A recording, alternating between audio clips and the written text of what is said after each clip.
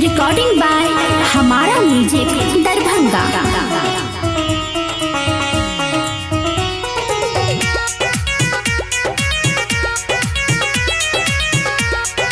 Music by Roshan Kumar.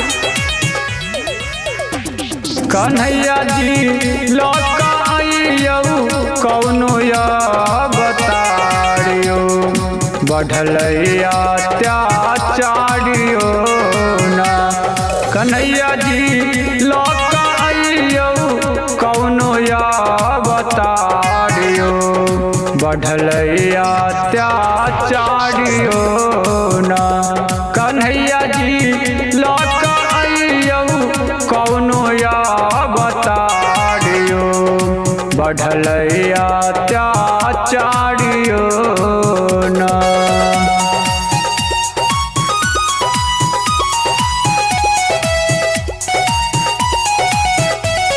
Music director Sanjeev संगम।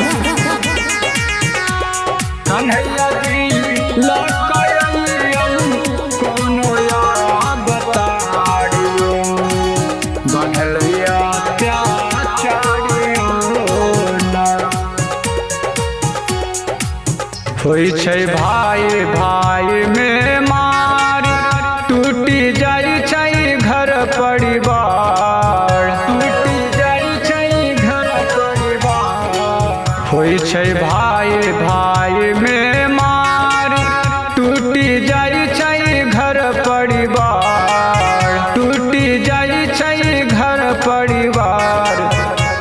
कन्हैया जी एकरो ऊपर करियो कोनो विचारियो बढ़लैया अत्याचारियो ना। कन्हैया जी लौका आइयो कौनो या बताड़ियो बढ़लैया अत्याचारियो ना। कन्हैया जी लौका आइयो कौनो या बताड़ियो बढ़लैया अत्याचारियो ना। Mix by Sanjeev Sangam.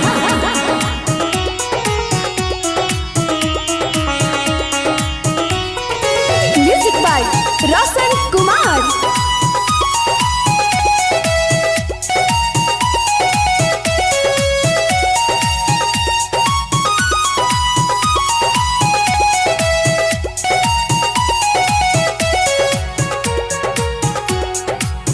Hello writer Ram दुआरी कान्हा सुनी लाचारी कान्हा सुनी लाचारी। हेलो राइटर राम दुआरी कान्हा सुनी लाचारी कान्हा सुनी लाचारी।